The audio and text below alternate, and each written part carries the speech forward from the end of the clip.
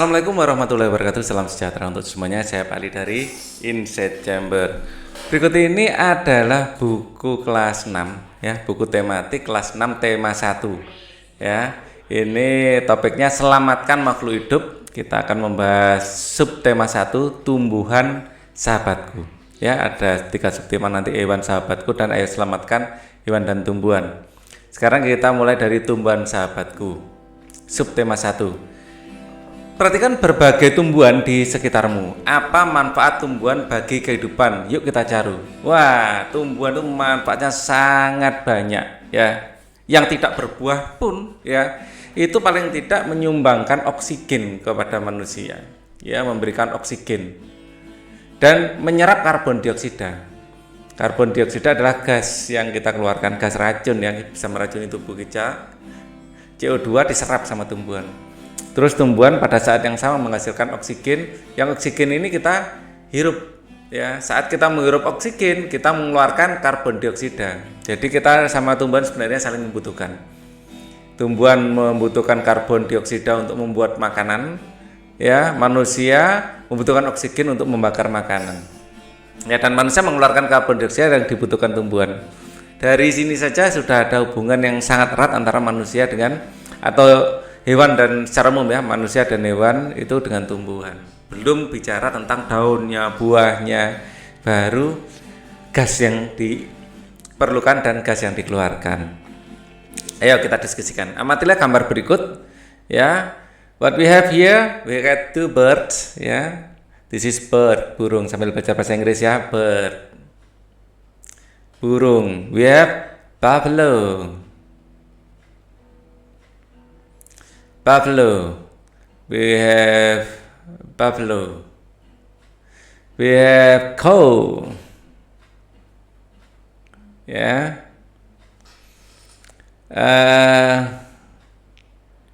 Buffalo pakai W enggak ya? Lupa saya. Buffalo. Kalau ini cow jelas ya. Ini maafkan kalau saya salah. Ya, agak lupa. Chicken.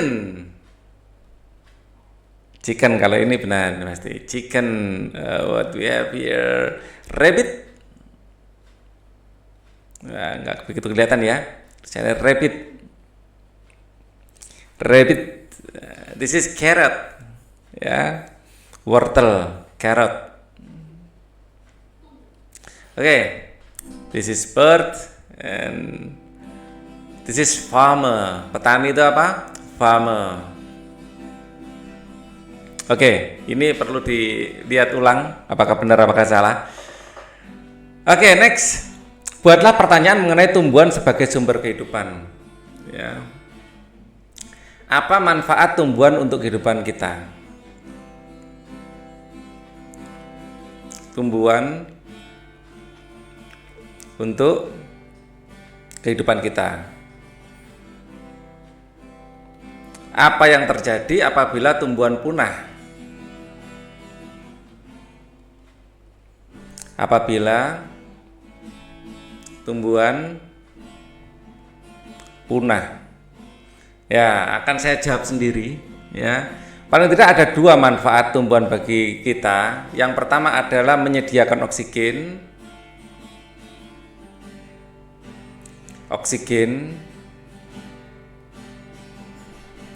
dan menyerap karbon dioksida. Karbon dioksida atau CO2 ya. Kemudian berikutnya adalah menyediakan makanan.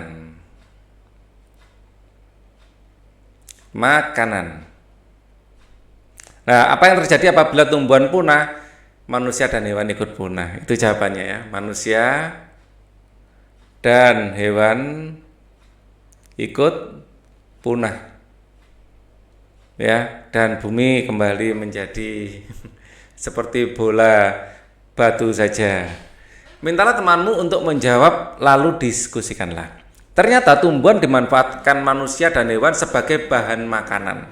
Ya, selain bahan makanan sumber oksigen.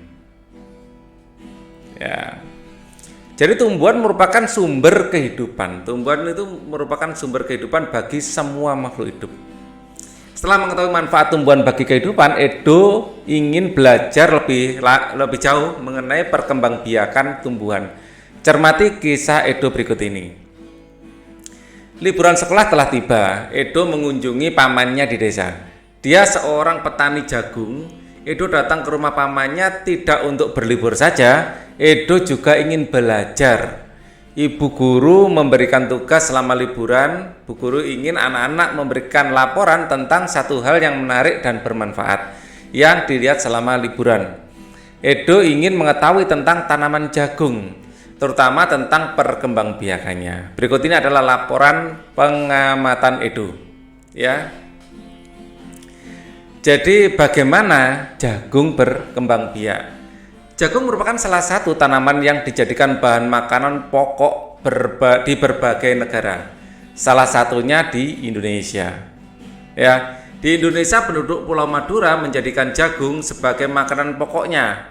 Jagung merupakan salah satu tanaman penghasil karbohidrat yang sangat diperlukan oleh tubuh. Ya. Seorang petani jagung memulai pembiakan tanamannya dengan menanam biji jagung. Setelah 3-4 hari, bakal tanaman akan muncul di permukaan tanah. Ya, biji jagung termasuk biji monokotil. Ya, dia akan tumbuh tunas seperti kelapa gitu. Ya, di sini setelah beberapa hari aja sudah, asal kena air, ya, ada media air gitu, dia pasti akan segera tumbuh. Setelah 3-4 hari bakal tanaman muncul di permukaan tanah. Tanaman jagung akan terus tumbuh menjadi besar. 3 hingga setengah bulan buah jagung dapat dipanen, ya. 3 hingga 3,5 bulan, ya. 3 sampai 3,5 bulan ini umur jagung sudah bisa panen. Buah jagung dapat dipanen oleh petani, ya. Buah jagung yang berbentuk seperti tongkol pada mulanya berupa sekuntum bunga. Ya. Bunga yang memiliki helai-helai rambut halus pada bagian ujungnya. Pada helai rambut tersebut terdapat tepung sari. Ini bunga jantannya, ya, bunga jantan. Nah, sedangkan bunga betinanya ada di bawah. Bunga betina. Bunga betina terdiri banyak atas putih dan bakal buah. Bunga jantan mengandung banyak serbuk sari. Jadi terpisah, ya, antara jantan dan betinanya. Bunga jagung memiliki helai rambut halus pada bagian ujungnya. Pada helai rambut terdapat tepung sari, ya, atau serbuk sari. Tepung sari terbawa angin ketika angin bertiup. Artinya apa? Perkembangbiakan penyerbukan jagung dibantu oleh angin. Penyerbukan jagung dibantu angin.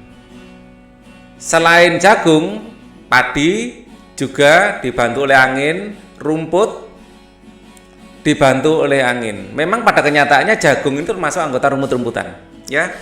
Tepung sari yang dibawa angin sebagian akan jatuh di kepala putik yang terletak di bagian bawah bunga.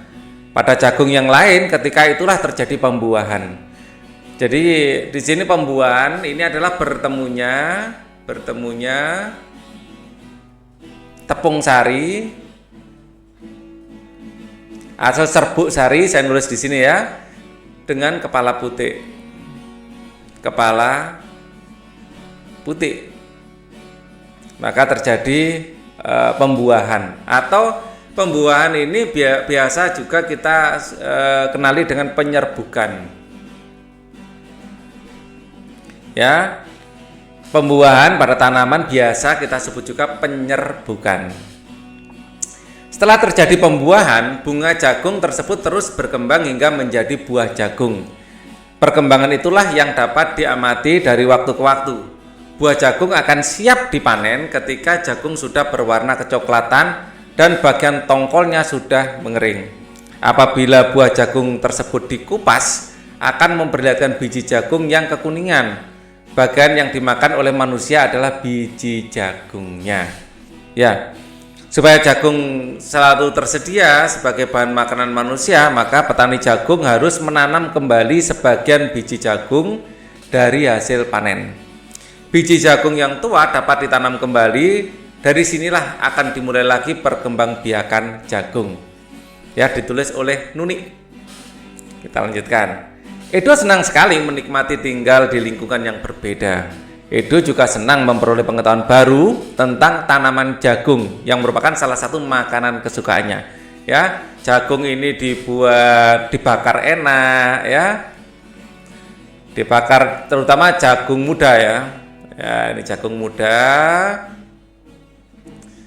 Bisa dijadikan tepung maizena, bisa dijadikan nasi jagung ya.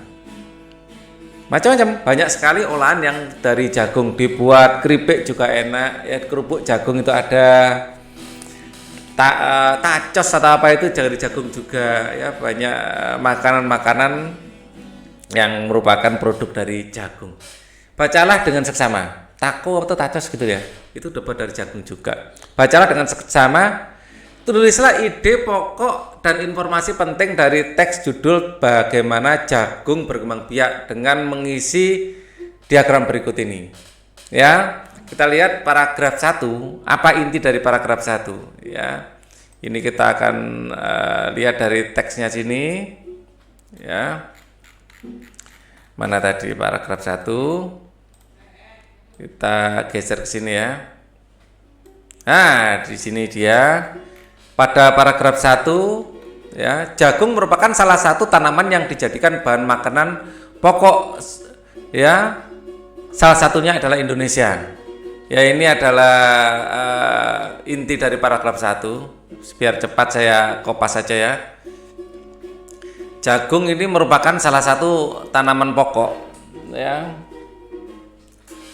Jagung merupakan salah satu tanaman yang dijadikan bahan ya makanan pokok di berbagai negara, salah satunya Indonesia. Ya. Ini adalah inti dari paragraf 1. Nah, paragraf 1 ini tentu saja didukung oleh ini kan pokok ya. Pokok, kemudian didukung oleh ini apa? Pokok pikiran yang menjelaskan, lebih mendetailkan. Penduduk Pulau Madura menjadikan jagung sebagai makanan pokoknya. Jagung merupakan salah satu tanaman penghasil karbohidrat yang sangat diperlukan oleh tubuh. Itu untuk memperkuat pokok pikiran ya. Oke. Di Madura makanan pokoknya jagung ya. Kemudian paragraf 2. Paragraf 2 kita lihat di sini ya. Paragraf 2 adalah ini. Seorang petani jagung mulai memperkembangbiakan tanamannya dengan menanam biji jagung. Ini paragraf kedua, ide pokoknya ya. Ide pokoknya adalah ini. Ya, ide pokok paragraf 2 adalah ya, seorang petani menanam jagung itu dimulai dari bijinya. Karena biji memang alat perkembangbiakan dari jagung. Ya. Ya. Pikiran utama ini atau ide pokok ini akan dikembangkan lagi dengan ide yang lain, ya. Ya. Ini. Nah, setelah 3 sampai 4 hari bakal tanaman akan muncul, itu merupakan ide yang menegaskan ide pokok, memberi keterangan yang lebih detail. Tanaman jagung akan terus tumbuh menjadi besar hingga 3 sampai 3,5 bulan jagung dapat dipanen. Ya, pada intinya informasi yang ide utamanya adalah perkembangbiakan jagung, mulai tunas sampai dipanen seperti apa. Oke. Kemudian paragraf berikutnya, bunga jagung memiliki helai rambut halus pada bagian ujungnya. Pada helai tersebut terdapat tepung sari. Ya, pada intinya lebih baik saya tuliskan saja, ini lebih enak ditulis sendiri. Paragraf 3 adalah alat perkembangbiakan jagung. Ide pokoknya adalah itu.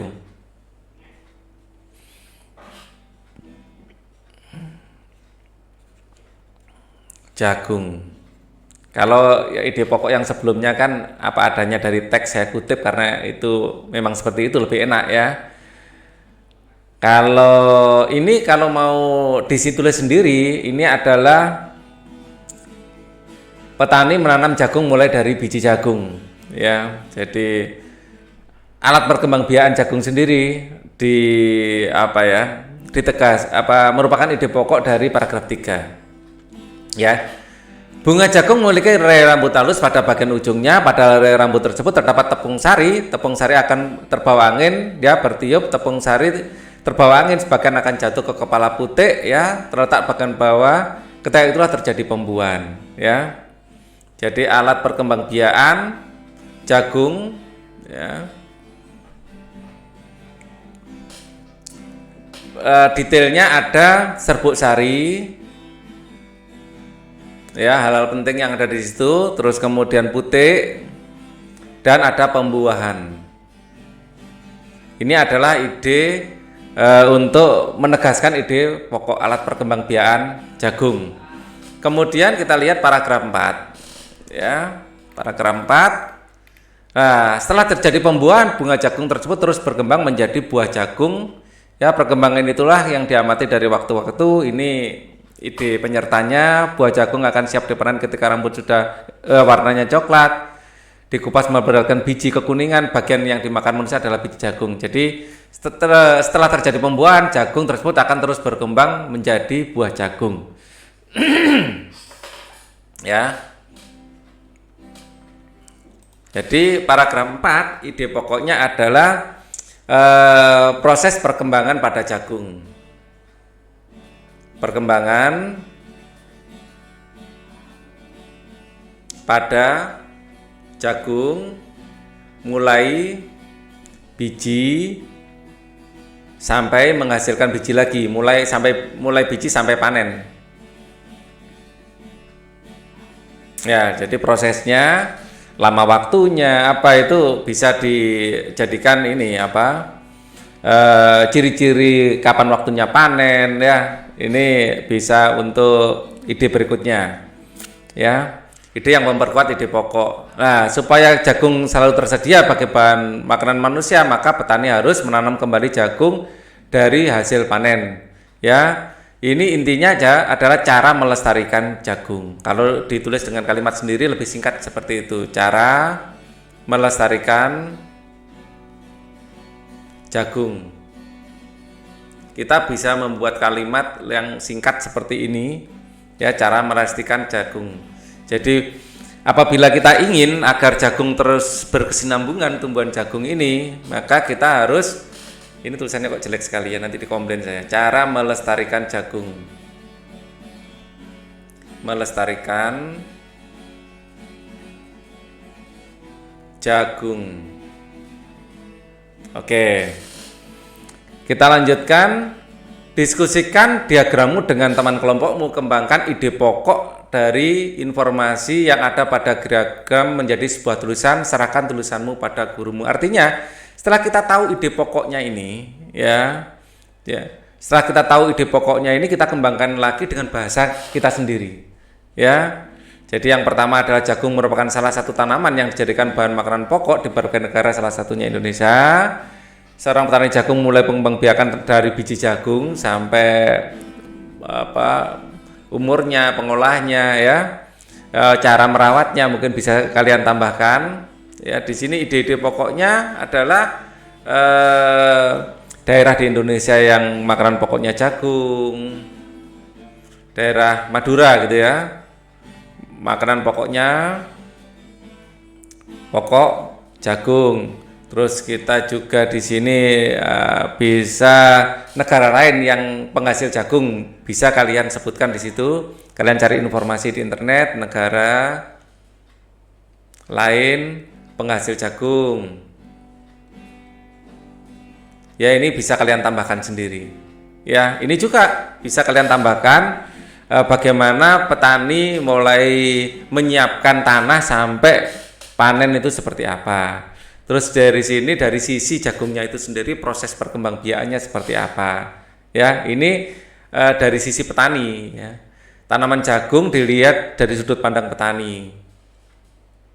Kalau ini tanaman jagung, proses perkembangbiakannya dia dari sudut pandang ya proses di biologi. Ya, gitu ya. Baru kalian akan bisa membuat teks yang mirip tapi nggak sama. Ya, mungkin akan lebih komplit malah. Oke, nama berikutnya ayo mengamati. Salah satu contoh tumbuhan yang berkembang biak dengan bunga adalah tumbuhan jagung.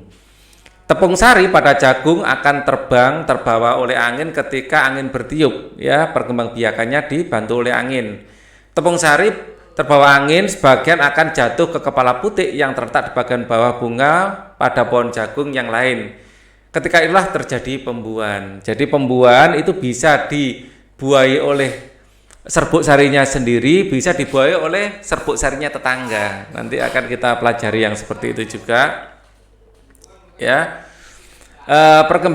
perkembangbiakan ini dinamakan perkembangbiakan generatif. Tahukah kamu bagaimana proses perkembangbiakan generatif? Jadi proses perkembangbiakan generatif adalah proses perkembangbiakan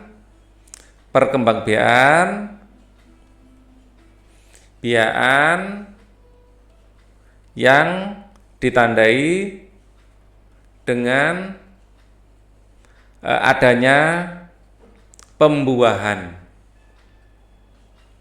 Kalau di dalam tumbuhan biasa disebut juga penyerbukan.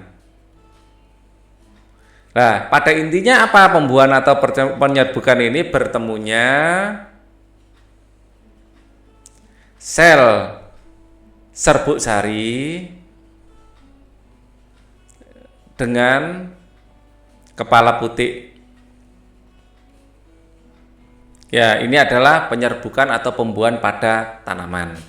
Ya, di sini bagian-bagian bunga ada mahkota. Mahkota atau corolla, ya, pada bunga ini adalah bagian yang indah dari bunga. Fungsinya apa? Menarik datangnya serangga. Ya, menarik serangga. Nah, agar apa?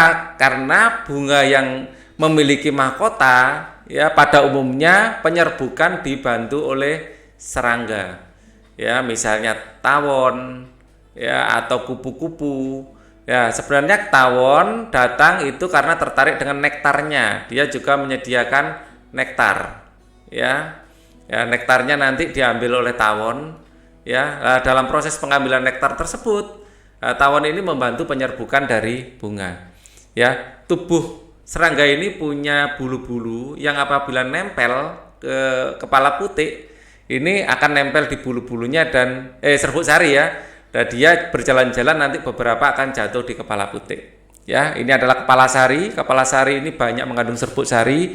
Ini tangkai sari, ini ada kepala putik, di sini ada tangkai putik. Begitu nanti serbuk sari ini nempel di sini, dia akan segera membuai bakal biji yang ada di sini. Ya, bakal biji. Di sini kelopak. Apa fungsi kelopak?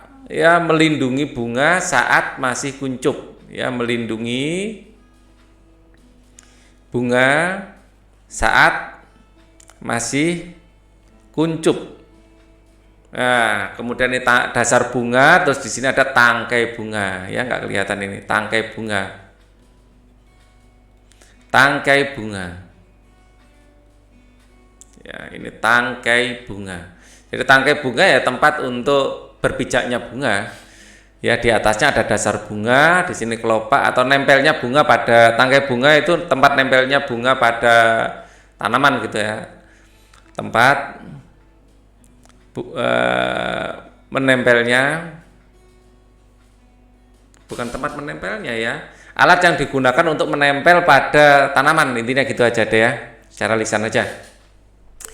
Oke, kita lanjutkan. Di sini perkembangbiakan generatif atau secara kawin. Kawin itu artinya terjadi penyerbukan atau dan pembuahan. Ya, terjadi melalui proses penyerbukan dan pembuahan. Perkembangbiakan generatif, ya, pada tumbuhan diawali dengan penyerbukan, yaitu melekatnya atau jatuhnya serbuk sari ke kepala putik. Setelah terjadi penyerbukan pada serbuk sari, tumbuh buluh serbuk sari yang menuju ke bakal biji. Ya, ini tadi yang saya gambarkan, ini adalah buluh serbuknya ke sini. Ya, oke. Sampai ke bakal biji. Kemudian serbuk sari akan masuk ke ruang bakal biji dan melalui buluh serbuk sari. Di dalam ruang bakal biji terjadi pembuahan, yaitu peleburan. Ya, pembuahan adalah peleburan serbuk sari atau sel kelamin jantan atau spermatozoid dengan kepala putih atau sel kelamin betina atau sel telur. Hasil dari pembuahan adalah zigot. Ini hasil pembuahan. Jadi ada serbuk sari dan kepala putih, ya, serbuk sari dan serbuk sari.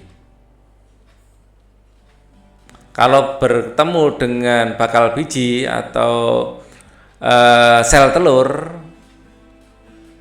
akan menghasilkan zigot. Ya, akan menghasilkan zigot. Zigot berkembang menjadi lembaga. Lembaga berkembang menjadi bakal biji. Bakal biji berkembang menjadi biji, ya. Zigot akan berkembang menjadi lembaga, ya. Lembaga berkembang menjadi bakal biji, ya. Bakal biji berkembang menjadi biji. Oke, dan bakal buah. Oke. Kemudian bakal buah berkembang menjadi daging buah. Bakal buah akan menjadi daging buah. Oke. Lembaga yang berada di dalam biji merupakan calon tumbuhan baru. Ya. Tumbuhan yang berkembang biak secara generatif antara lain adalah padi, mangga, durian, dan jambu. Yang berbiji itu secara umum adalah generatif, ya. Amatilah lingkungan di sekitarmu. Temukan satu jenis tumbuhan yang sedang berbunga. Gambarlah bagian bunga dan tuliskan cara penyerbukannya dalam kolom berikut. Ya, gambar bagian bunga dan cara penyerbukan. Ya, kita kalau menemukan bunga seperti tadi, ya, bunga misalnya ada biasanya ada mahkotanya seperti tadi, terus ada putih, ya, terus ada benang sarinya, ya, seperti bunga sepatu dan lain-lain. Ini berkembang biaknya dengan cara penyerbukannya dibantu oleh serangga. Dibantu serangga. Ya. Nanti kalau jagung, ya, ada jagung kan seperti ini, ya. Terus di atasnya ada seperti ini. Ini atau padi, terus itu dibantu oleh angin, dibantu angin. Ya, yang termasuk cara penyerbukan dengan serangga ini termasuk, ya, terong, termasuk mungkin mangga. Ini dibantu serangga. Ya, walaupun kecil ada bagian-bagian mahkotanya, ya. Terus kalau dibantu angin biasanya kurang menarik, ya. Biasanya bunganya kurang menarik karena tidak harus menarik perhatian serangga, ya. Kurang menarik, biasa gitu aja bunganya, nggak indah sama sekali biasanya, ya. Ini dibantu oleh angin. Ya, serangga akan dikasih warna-warni, ya, biar mudah dilihat oleh serangga, ya. Terus kemudian ada juga yang dibantu oleh air, ya, misalnya teratai, biasanya di dalam yang di air, ya, tanaman air itu penyerbukannya biasa dibantu oleh air. Ada juga bunga yang seperti ini, ya, bulat terus gini, ya, seperti putri malu dan lain-lain. Ini macam-macam, ada yang dibantu serangga juga ini, ya. Warna-warni biasanya, dia warnanya merah gitu kan, menarik gitu. Pokoknya warnanya menarik, mencolok, biasanya dibantu oleh serangga. Ini serangga juga, ya. Sampaikan hasilnya kepada kelompokmu. Adakah perbedaan hasil dengan temanmu? Silakan. Apakah perbedaannya? Diskusikan perbedaan tersebut dengan temanmu. Menurutmu apa manfaat perkembangbiakan generatif?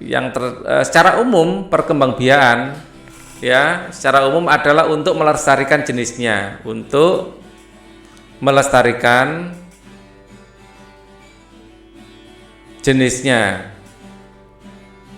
Ya, yang nomor 2 untuk mengembangkan varietas baru. Ya, varietas. Jadi karena ayah dan ibunya boleh jadi berbeda. Ya, antaranya serbuk sari mungkin berasal dari tanaman lain, serbuk sari mungkin dari tanaman lain sejenis yang satu spesies, lain yang satu spesies. Ya, nah, sehingga terjadi pencampuran sifat, sehingga terjadi pencampuran sifat.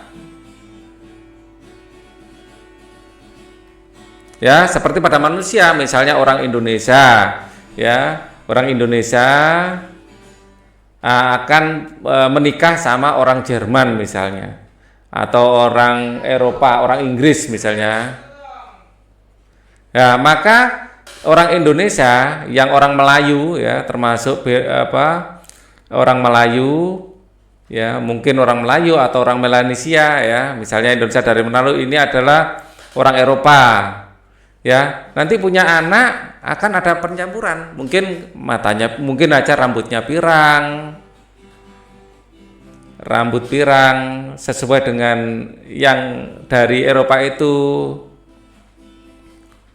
Tapi kulitnya coklat, mungkin aja kulit coklat seperti orang Indonesia, atau sebaliknya kulitnya putih, ya, seperti orang Eropa tetapi rambutnya hitam, matanya mungkin biru atau mungkin hijau seperti orang Eropa. Jadi kalau adanya perkawinan seperti ini akan memungkinkan adanya varietas baru, ya, seperti itu. Nah, coba bayangkan seandainya tumbuhan tidak berkembang biak, apa yang terjadi? Yang terjadi tumbuhan akan punah. Tumbuhan akan punah. Ya.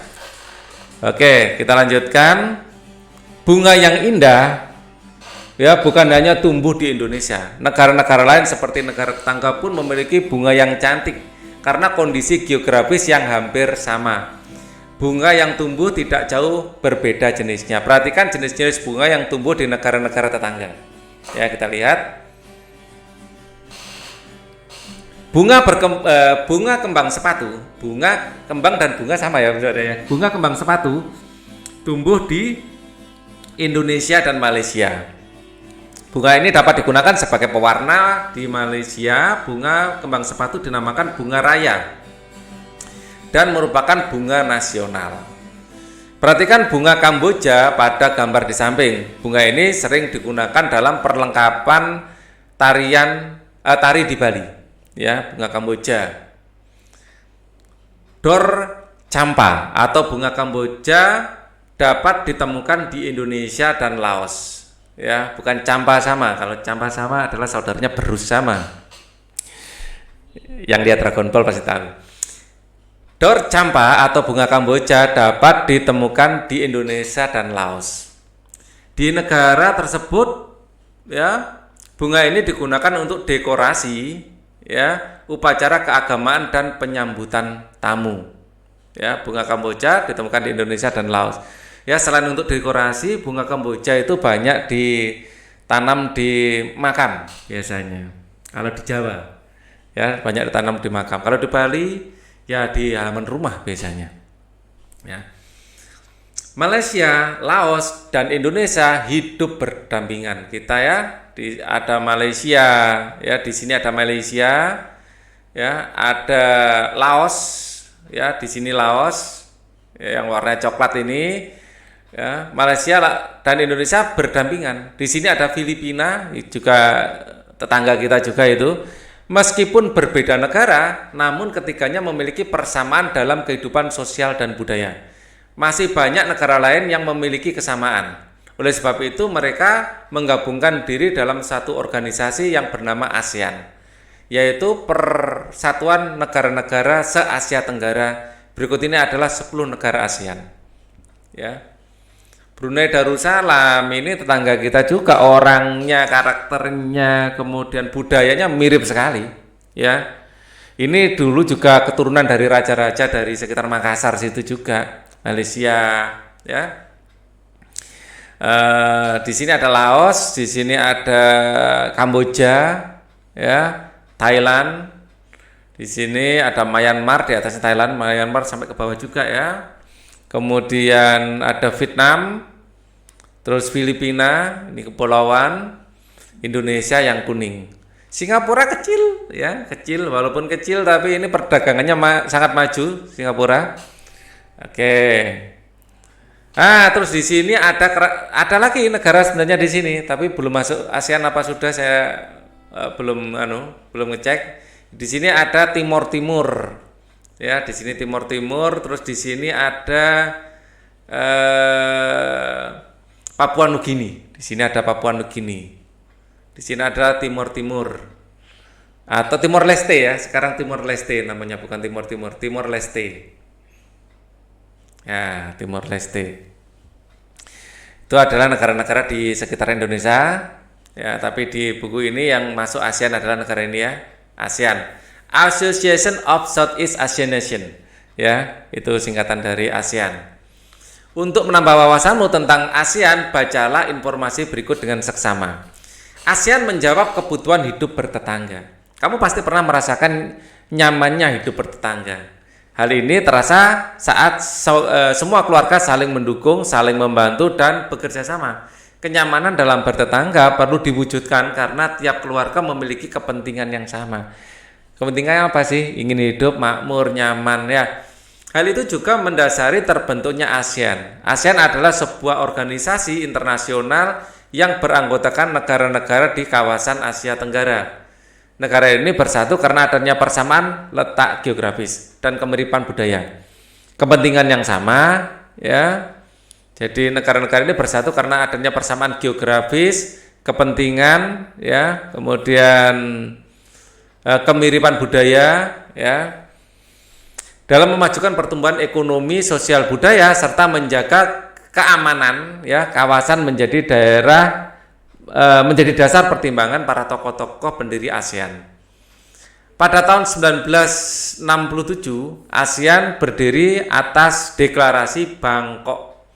Saat itu, ya, tokoh dari 5 negara yang terlibat dalam diskusi menjadi pencetus pendiri organisasi ini, ya. Jadi di Bangkok ada 5 tokoh, ya.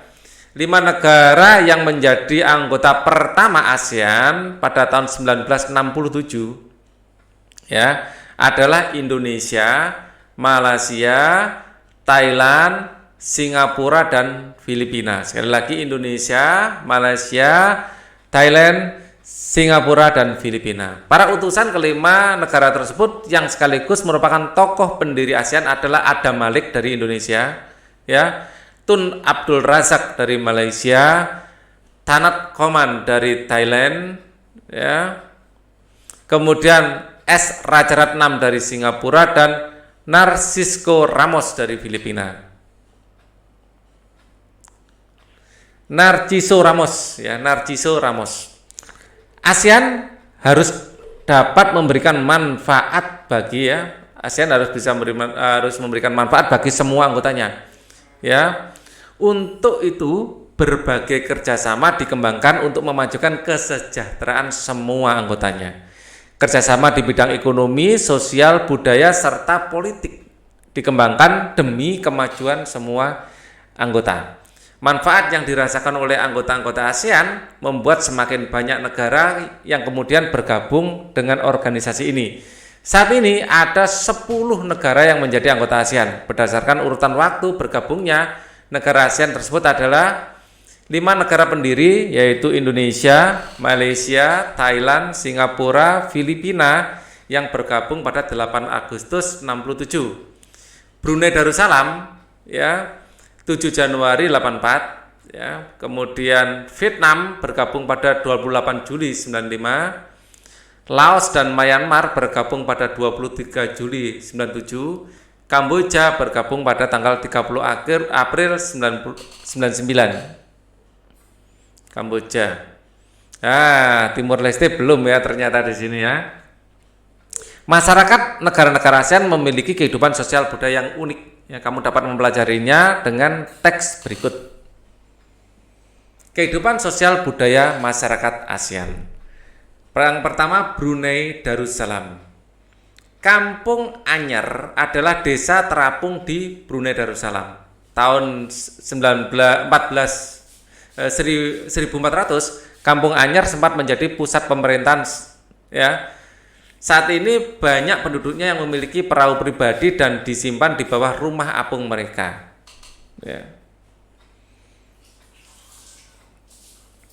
Brunei Darussalam banyak dipengaruhi oleh ajaran Islam. Mayoritas penduduknya adalah orang Melayu. Kata Brunei berasal dari kata nah baru yang diucapkan oleh Awang Alak Betator, penemu negara ini. Kata Darussalam berarti tempat yang damai atau rumah keamanan. Ya, Darussalam. Dalam percakapan kan kita punya juga ya Nangro Aceh Darussalam, rumah keamanan atau rumah yang damai.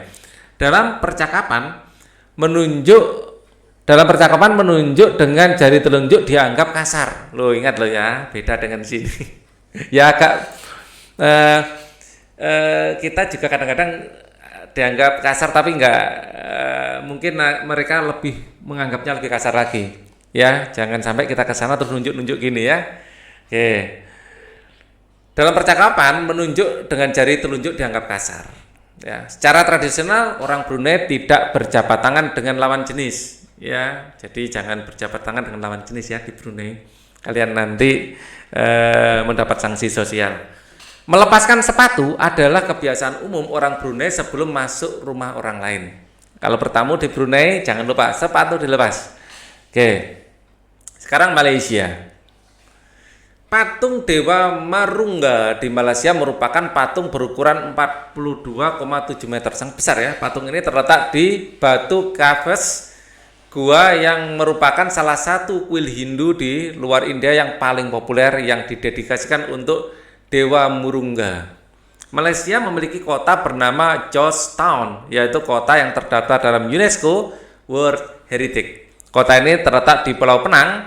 Georgetown ada kota yang memiliki ragam jenis budaya. Banyak gedung peninggalan masa Eropa, bangunan bernuansa Melayu Tionghoa. 3 kaum utama di Malaysia adalah orang Melayu, Cina, dan India. Musik tradisionalnya banyak dipengaruhi oleh budaya Cina, Islam, India, dan Indonesia. Makanan khasnya adalah nasi lemak. Loh, mirip orang Madura ya, nasi lemak. Filipina. Budaya Filipina merupakan hasil perpaduan antara budaya Barat dan Timur. Kehidupan budayanya dipengaruhi oleh budaya Melayu, China, dan Spain atau Spanyol. Bahasa Filipina adalah bahasa nasional dengan bahasa Inggris sebagai bahasa pengantar untuk urusan perdagangan dan pergaulan. Jadi orang sana sudah biasa ngomong bahasa Inggris ya. Ada 8 dialek utama yang digunakan oleh masyarakat Filipina, yaitu Tagalog, Cebuano, Ilocano, Hiligaynon, Ilango, Bicol, Waray, Papango, dan Pangasinis. Po dan Opo adalah sebutan orang Filipina terhadap orang yang lebih tua. Opo ya, atau Po. Mereka memanggilnya dengan menggunakan kata seperti kuya. Mereka memanggilnya menggunakan kata-kata seperti kuya, ate, manong, manang yang menunjukkan rasa penghormatan. Jabatan tangan adalah bentuk salam paling sering dijumpai di Filipina. Kalau orang Filipina senang jabat tangan. Kalau Nangro Aceh Darussalam, laki-laki nggak boleh jabat tangan dengan perempuan. Tarian Tinikling merupakan tarian masyarakat Filipina. Tarian ini menceritakan tentang burung tinikling yang berjalan melompat dan mengendari perangkap bambu petani padi. Ya. Tarian Tinikling. Sekarang Kamboja. Banyak candi Kamboja terbuat dari batu. Dewa-dewa dari agama Hindu dan Buddha terukir pada tembok. Tari Apsara lahir pada 2000 tahun yang lalu. Relief tarian ini banyak ditemukan di bangunan bangunan keagamaan di Kamboja. Orang Khmer mengenakan syal kotak-kotak yang disebut krama. Pria dan wanita Khmer menggunakan bandul Buddha pada kalungnya. Tujuannya untuk menjaga dari roh jahat dan membawa keberuntungan. Makanan terkenal adalah cha, yang berarti tumisan. Nah, sukanya tumis-tumis ya. Sekarang Myanmar. Myanmar disebut sebagai negara 1000 pagoda. Hal ini disebabkan karena mereka mudah menemukan kuil-kuil suci Buddha. Mayoritas penduduk Myanmar adalah keturunan Tibet. Bahasa yang digunakan adalah bahasa Burma. Pakaian tradisional Myanmar disebut longyi, mirip sarung Indonesia. Namun kain ini membelit bagian tubuh mereka mulai dari perut hingga betis. Ya, longyi yang berbahan kain katun bukan saja untuk dikenakan pria dewasa, namun juga anak-anak dan wanita. Pakai longyi. Vietnam sekarang. Permainan menangkap jangkrik dengan mata tertutup adalah permainan tradisional anak Vietnam. Anak yang berada di tengah lingkaran, matanya ditutup kain, menangkap salah satu teman dan menebak namanya. Vietnam dikenal dengan baju khasnya yang disebut Áo Dai. Topi caping pun banyak ditemui di sana. Orang Vietnam gemar duduk di dingklik. Nah, orang Vietnam gemar duduk di dingklik. Ya. Orang Vietnam gemar duduk di dingklik, yaitu kursi yang sangat pendek, bukan hanya untuk makan, bahkan untuk mengobrol pun mereka senang duduk di atas dingklik. Ya, sama dengan di Jawa ya, namanya dingklik. Mayoritas orang Vietnam memiliki nama orang Nguyen. Mayoritas orang Vietnam memiliki nama keluarga Nguyen. Hal ini disebabkan karena dinasti Nguyen berkuasa 1803 sampai 1945, merupakan dinasti terakhir di Vietnam. Kemudian Laos. Nama Laos berhubungan dengan penemunya, yaitu Ai Lao. Orang Laos terkenal dengan kesabaran dan kesederhanaannya. Hal ini terkait dengan ajaran Buddha yang banyak dianut masyarakatnya. Olahraga tradisional Laos adalah katao. Seperti olahraga bola voli, namun menggunakan kaki untuk menangkap dan memukul bola. Bola terbuat dari anyaman bambu. Oh, seperti sepak takraw ya. Kalau di kita ada sepak takraw. Tahun baru Laos disebut Bun Pi Mai. Semua penduduk membersihkan rumah, menggunakan pakaian baru, mencuci patung-patung Buddha. Makanan utama bangsa Laos adalah nasi atau beras ketan beras ketan mereka ya, yang dimakan dengan tangan langsung. Ya, orang Laos menyebut dirinya Lu Khao Niao. Lu Khao Niao yang artinya anak turun nasi ketan. Upacara sakral pemberian sedekah yang dikenal dengan Saibat merupakan upacara di Laos. Para biksu membawa bakul kecil mengitari sebagian kecil kota untuk menerima sedekah dari penduduk setempat yang mayoritas beragama Buddha. Okay.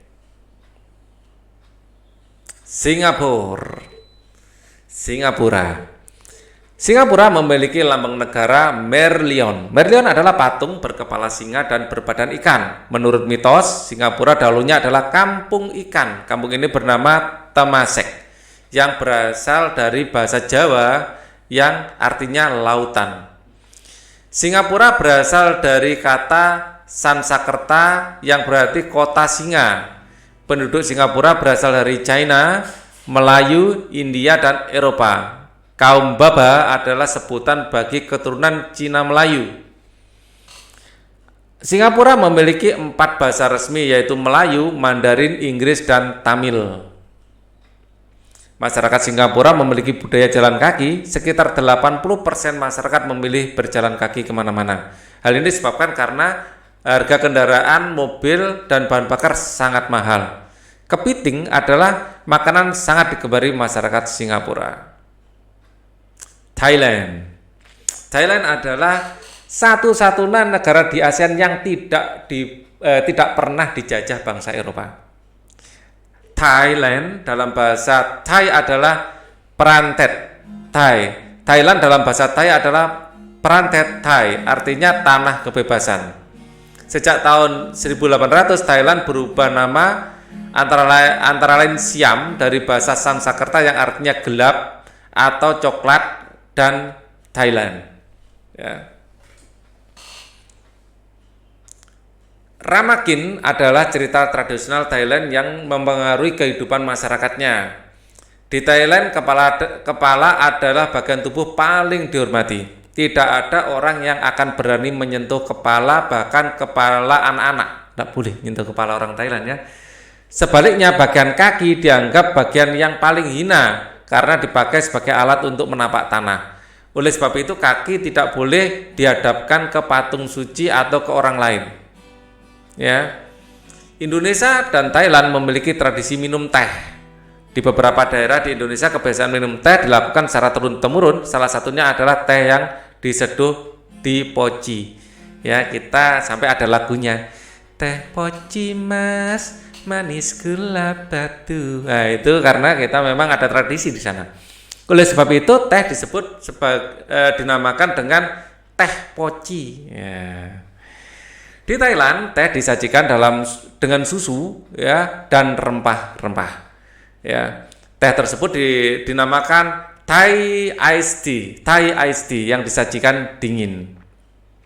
Bagaimana dengan kehidupan budaya di Indonesia? Diskusikanlah budaya, kalau di kita namanya teh tarik ya, teh susu itu. Diskusikanlah budaya dan kehidupan sosial masyarakat Indonesia dengan temanmu. Apakah kamu menemukan tambahan informasi melalui gurumu atau bacaan di perpustakaan? Diskusikan budaya dan kehidupan sosial Indonesia ya. Indonesia malah waduh luar biasa keberagamannya. Makanan aja kalau di absen sampai 1 jam nggak akan habis. Bahasa juga banyak, budaya banyak, permainan daerah banyak, baju daerah banyak, tarian daerah luar biasa banyak. Indonesia adalah negara yang sangat kaya raya dengan budaya ya. Kondisi geografis Asia Tenggara sekarang. Letak geografis Asia Tenggara berada di 3 perairan, yaitu Samudra Hindia, Teluk Benggala dan di bagian barat ya. Samudra Hindia dan Teluk Benggala di bagian barat, Laut Cina Selatan di utara dan Samudra Pasifik di timur ya. Di sini misalnya Malaysia, di sini Indonesia, ini Kalimantan, ini Jawa, ini Sulawesi. Di sini sampai ini ada Irian Jaya, terus di atasnya sini tadi ada Vietnam, Laos, Kamboja, Filipina di sini. Nah, Samudra Hindia di sini posisi ya. Samudra Hindia, Teluk Benggala posisi di sini. Laut Cina Selatan dan Utara posisi di sini. Ya, di atas daerah sini. Dan Samudra Pasifik Timur ada di sini posisinya. Nah, ada di sini. Ya. Oke. Wilayah Asia Tenggara dibagi menjadi 2 daratan, yaitu daratan yang berbentuk semenanjung. Wilayah yang berbentuk semenanjung adalah Myanmar, Thailand, Laos, Kamboja, Vietnam, dan wilayah Malaysia bagian barat. Kemudian ada dataran berbentuk gugusan kepulauan. Wilayah berbentuk gugusan kepulauan adalah Filipina, Indonesia, wilayah Malaysia bagian timur, ya Singapura dan Brunei Darussalam. Kamu sudah belajar keunikan negara-negara ASEAN mulai dari kondisi geografis, bunga hingga kebudayaannya.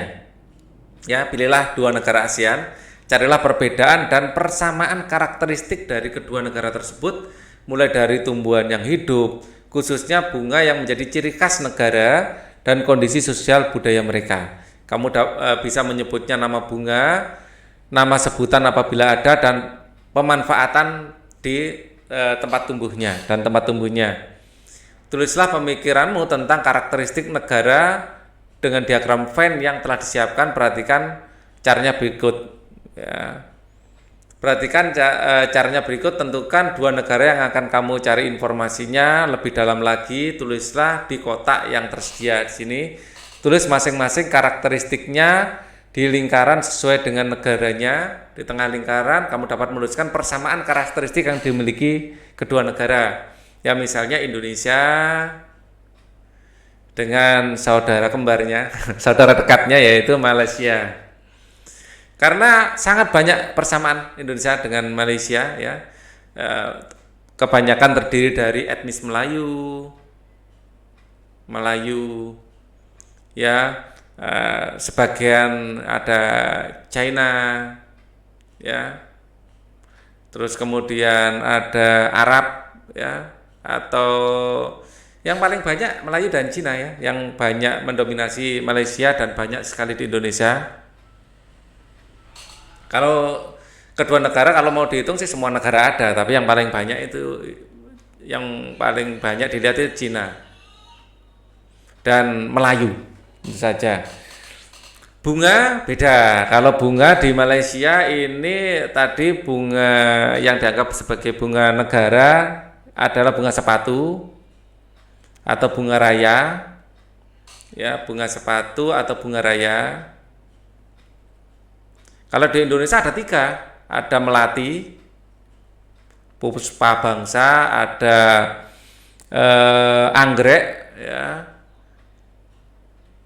dan ada ini Rafflesia arnoldi sebagai puspa langka.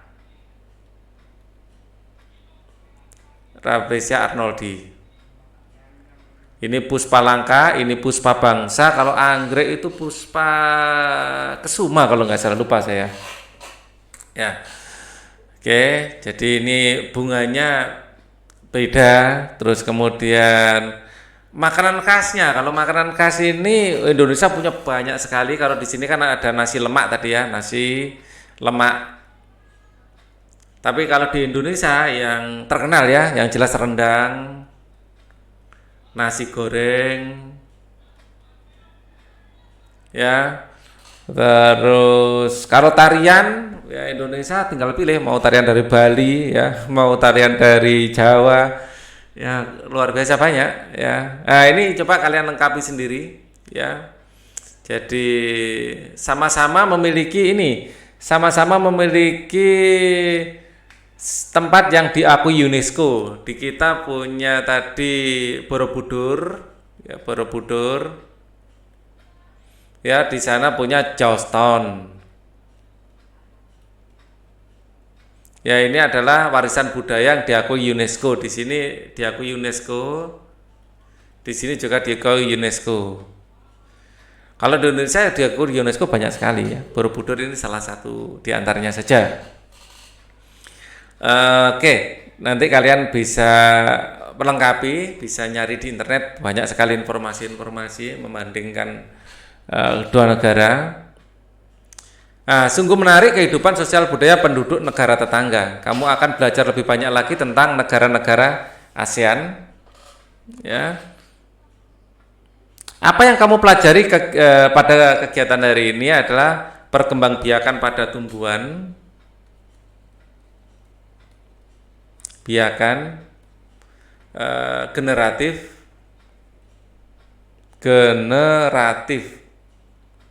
pada tumbuhan, ya, ASEAN. Ya, kita belajar tentang ASEAN, Association of Southeast Asian Nation, yaitu singkatannya, atau asosiasi negara-negara Asia Tenggara.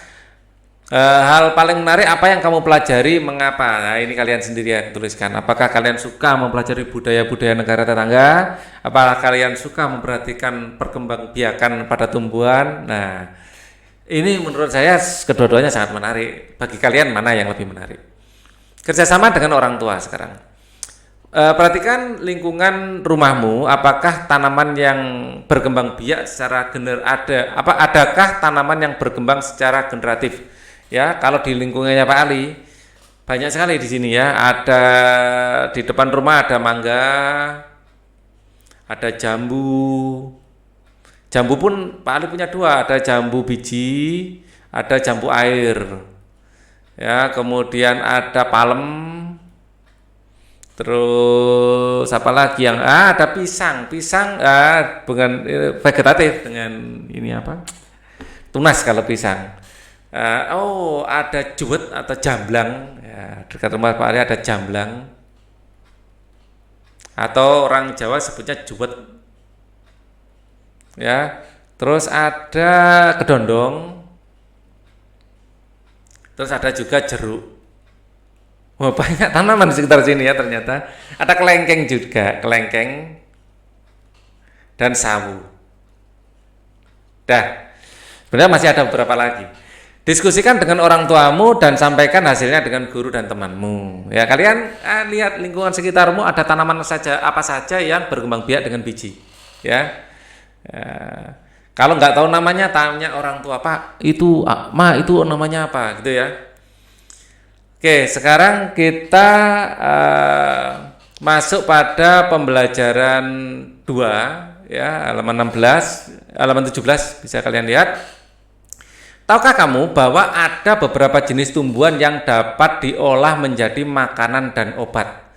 Ayo kita cari tahu. Ya. Nah, di sini adalah bawang merah. Jelas ini bawang merah. Di Asia Tenggara banyak tumbuhan yang dimanfaatkan untuk bahan makanan, namun ada di antaranya banyak juga dimanfaatkan sebagai obat. Asia Tenggara sebagai wilayah tropis memungkinkan banyak tumbuhan hidup. Oleh karena itu masyarakatnya banyak bercocok tanam dan memanfaatkan kesuburan tanahnya. Bawang merah sering dijumpai di dapur masyarakat Indonesia. Selain dipakai untuk bumbu, bawang merah juga bermanfaat untuk mengobati beberapa penyakit. Orang Jawa mengenalnya dengan sebutan berambang. Bawang merah hidup di Asia Tenggara. Masyarakat Indonesia, ya, Malaysia, Thailand, Filipina adalah pengguna bawang merah terbesar.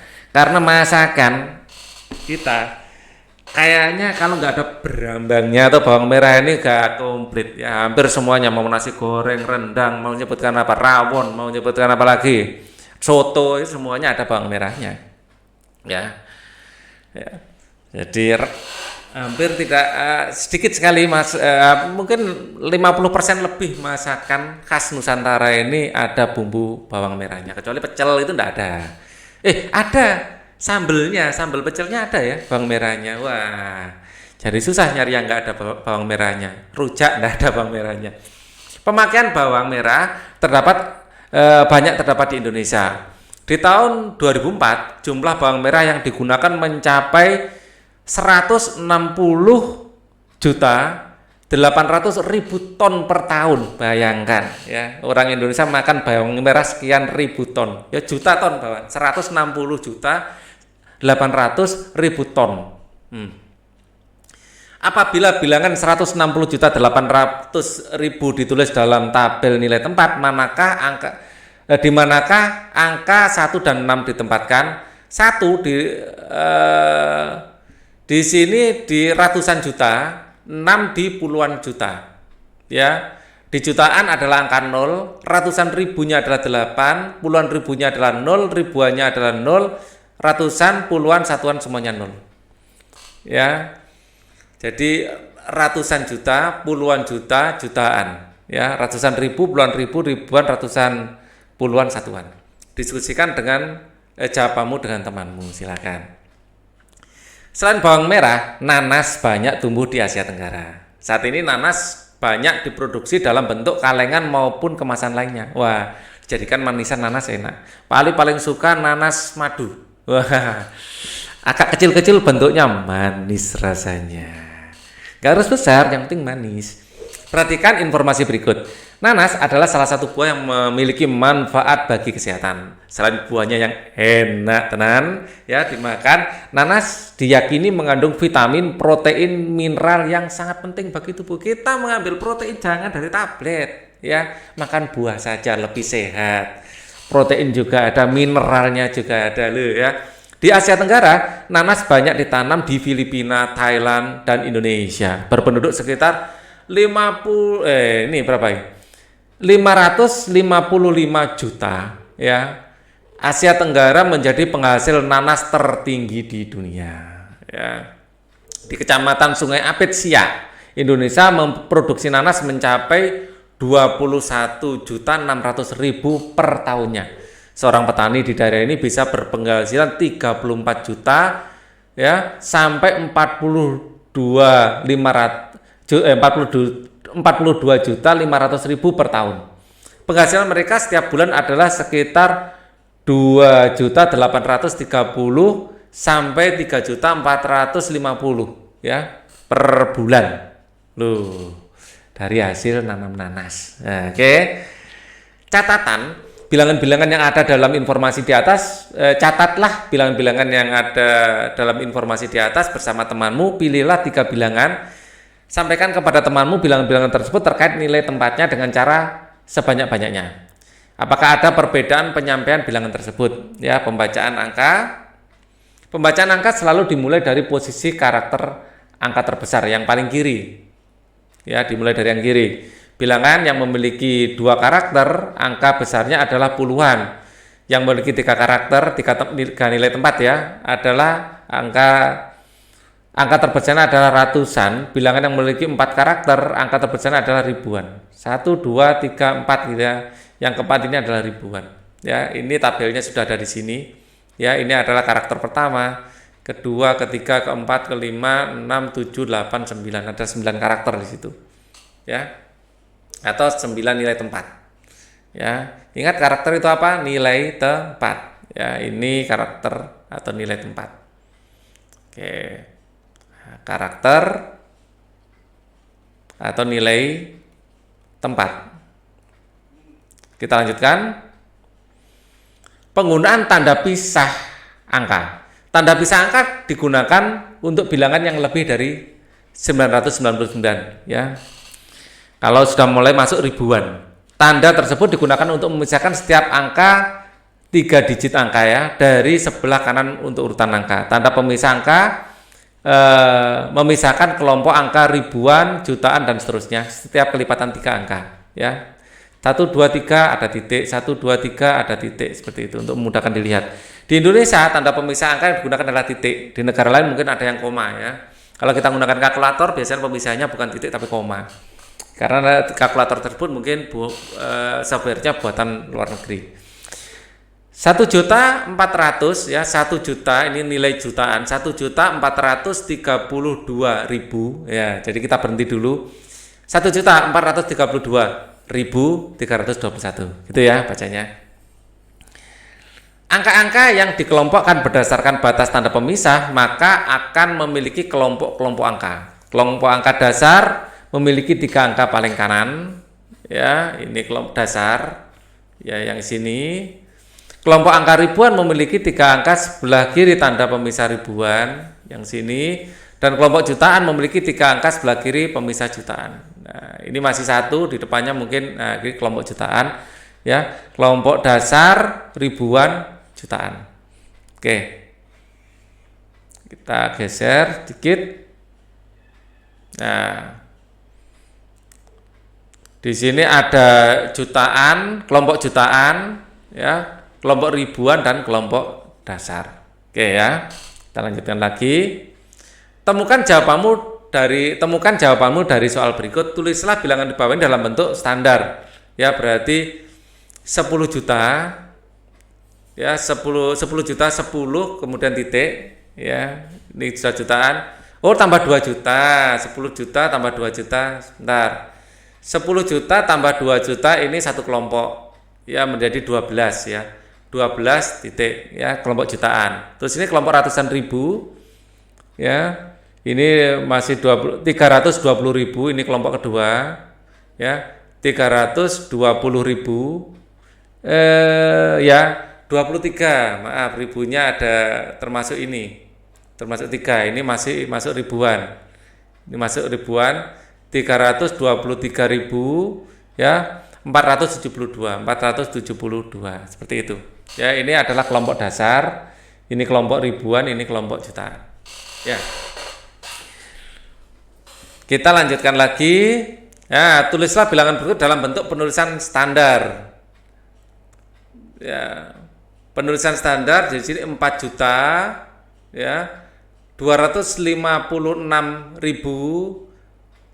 Ini 078 ya, ratusannya enggak ada, 0 gitu aja ya. Jadi kalau ditulis 4 juta ya 256.000 ya 78 8 Oke ya. Buatlah 5 bilangan yang terdiri dari 7 sampai 8 angka. Bilanganmu harus memiliki 0 sampai 9. Urutkan bilanganmu. Misalnya 7 sampai 8 angka ya. Berarti sampai 8 angka. 1 2 3 4 5 6 7. Ya, atau mungkin ada yang 8 nanti. Ya, di sini setiap kelipatan 3 ada angkanya. Misalnya 3 2 4 5 7 6 9 gitu. Ya. Ini kemudian angka yang lebih besar ya, ini kalau jutaannya dari ya saya dari kecil ke besar ya. Ini asal depannya misalnya ini sama ya, ini aja dia bikin lebih besar. 3 gitu ya, atau dibikin lebih besar yang belum ada apa 8 ya, yang lain dibikin sama, pasti ini lebih besar kan gitu ya. Kalau 8 angka ya, kalau 8 angka ya, di sini nanti garis bawahnya kalian enggak usah ya. Nah, ini ada titiknya di sini ya. Angka berapapun yang kita taruh pasti lebih besar karena di sini sudah masuk puluhan juta sudah. Misalnya ini 1 ya, ini 5 3 2 7 8 4 6 gitu ya, pasti lebih besar ya. Oke, jadi ini urut dari kecil ke besar. Tulislah bilangan yang diperoleh dari ditambah seperti ini. Kalau ditambah seperti ini cara menjumlahkannya ya, nilai tempatnya harus sama ya. Ini 7 4 5 8 6 2. Ini mau ditambah 10.000 ya, ini tempatnya harus sama, titiknya harus sama atas bawah ya. Ini 1000. Nah, seperti ini ditambahkan. Ini untuk yang A ya. Nah, jadi ditambahkan berarti ini adalah 7 5 5 8 6 2.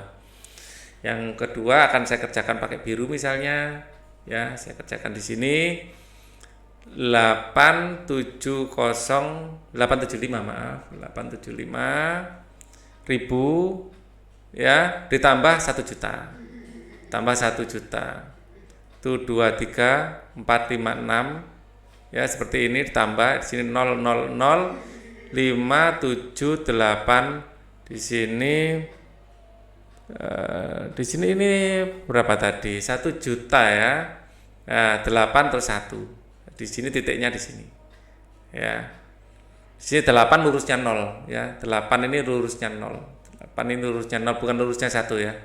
Oke, atau saya tulis lagi deh biar lurus tempatnya ya, kalau nggak lurus nggak enak ya. Jadi 1 ini di sini ya, itu 2 3 4 5 6. Nah, jadi 1.875.000.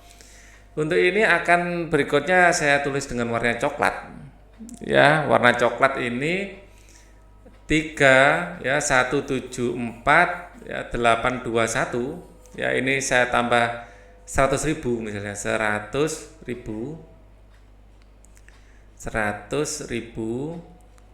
ya. Kalau kita tambah maka ini 2 ya, tambah ini 2 274 821. Harus lurus ya angkanya, lurusnya rata belakang ya.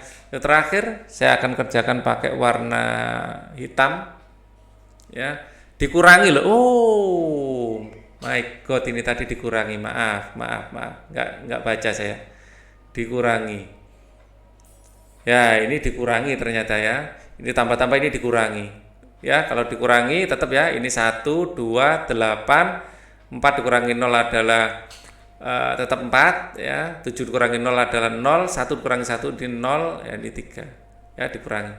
Dan ini juga dikurangi ya, dikurangi ya, bukan ditambah. Yang D 735 2 3 6 306 dikurangi 1 juta ya. 1 tuh 2 3 4 5 6 dikurangi, nah ini 7 3 5 kurang 1 kan 4 ya.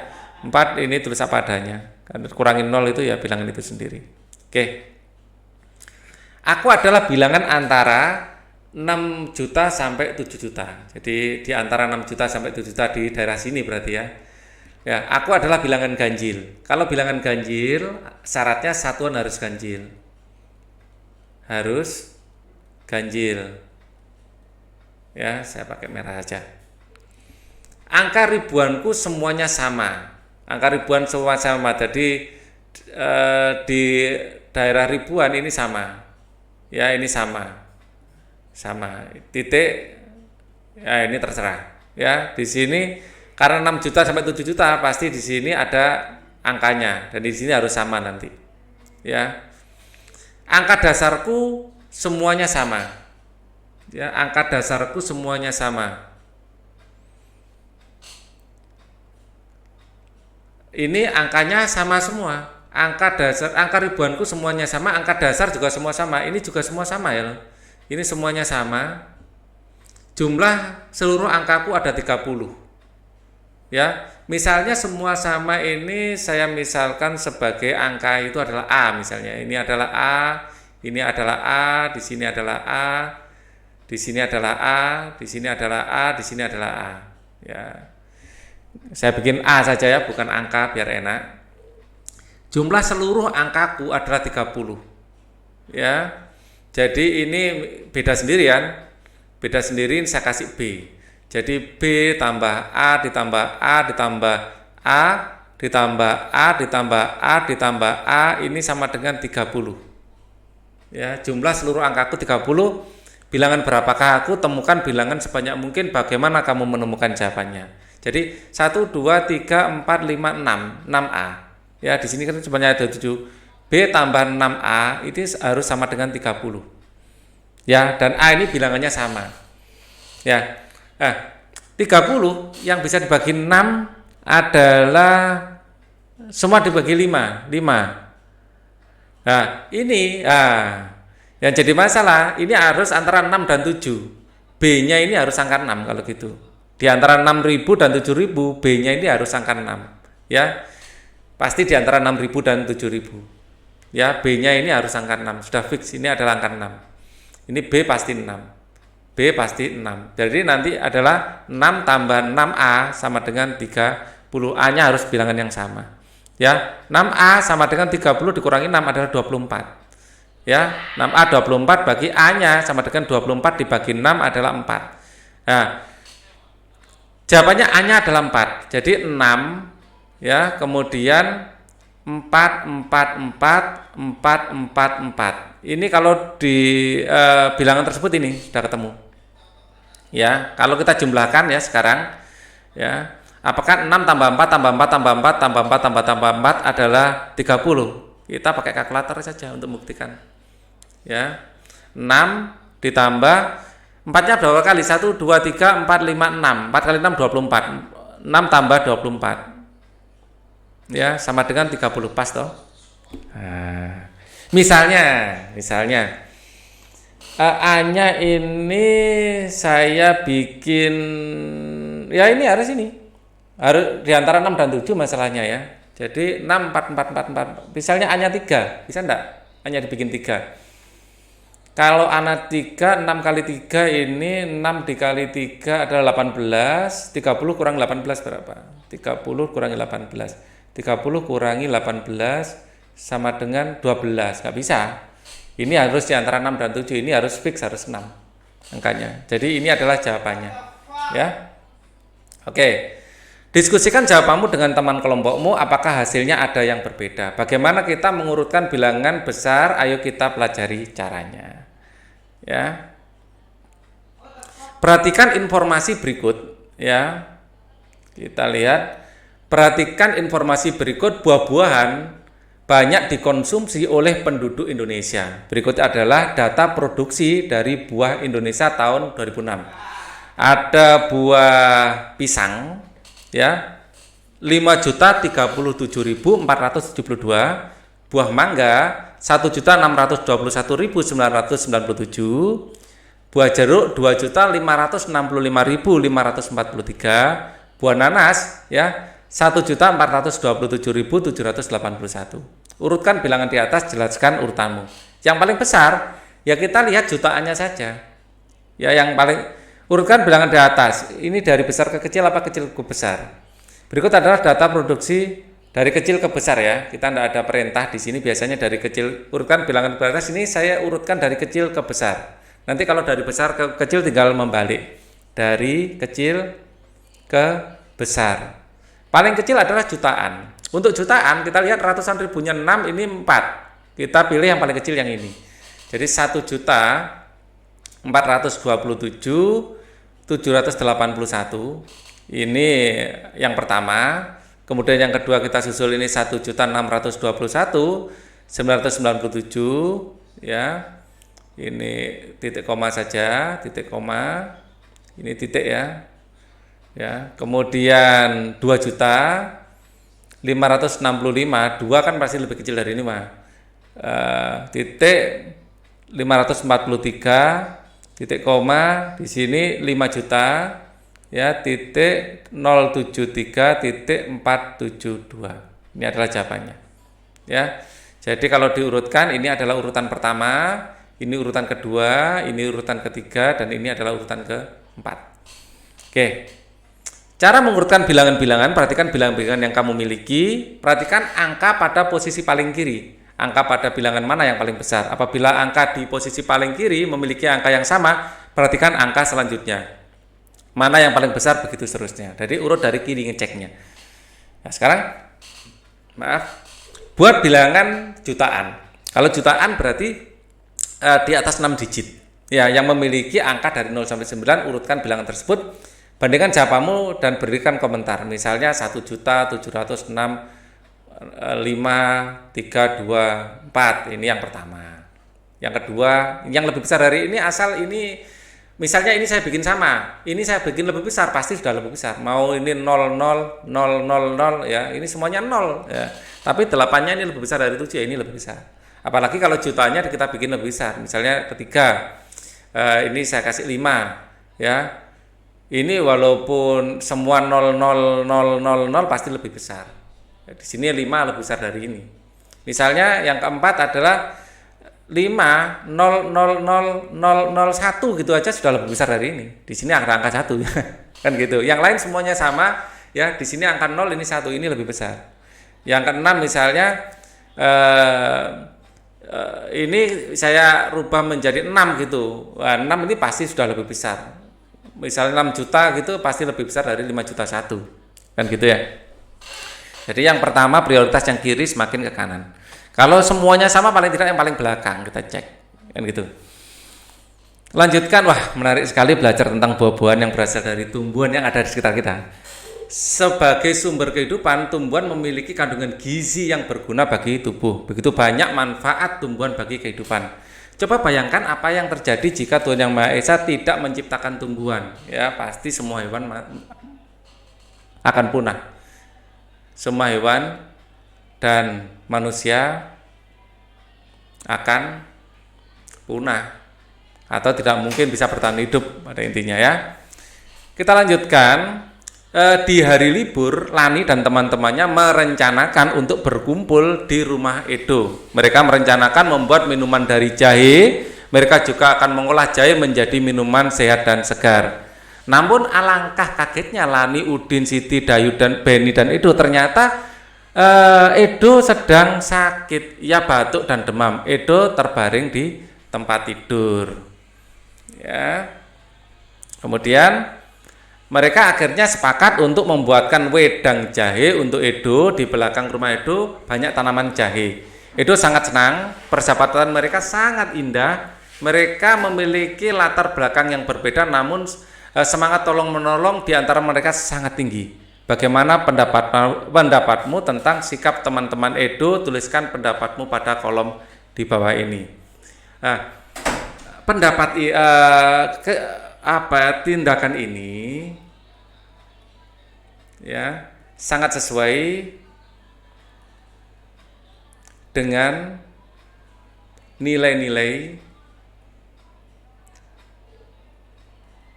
yang terkandung dalam Pancasila. Ya. Nah, untuk lebih detail tentang Pancasila ini kita akan bahas di video selanjutnya. Untuk video ini cukup dulu. Thank you for watching. Wassalamualaikum warahmatullahi wabarakatuh.